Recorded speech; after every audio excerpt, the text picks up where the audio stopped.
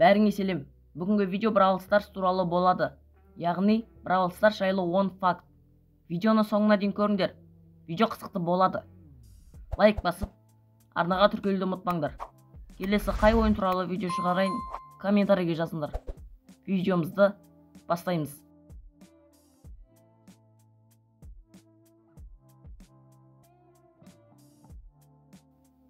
Brawl Stars 2017 жылы шықты. Ойынды Supercell компаниясы жасады. 2018 жылы ойында 22 боецпен басталған. Қазір 80-нен астам боец бар. Ең бірінші боец Шелли. Ең бірінші легендарный боец Спайк. Supercell компаниясы Финляндияда орналасқан.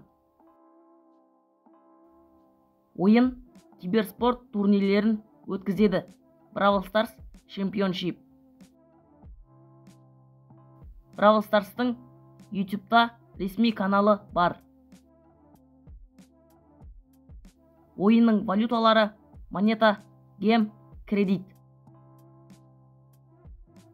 Brawl Stars'тың графикасы мультфильм стилінде жасалған. Ойында әр боецтерге арналған скиндер бар.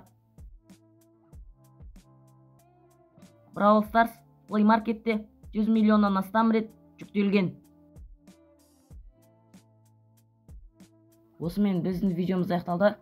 Егер видео ұнаса, лайк басып, арнаға тіркелуді ұмытпаңдар. Келесі қай ойын туралы видео шығарайын, комментарийге жазыңдар.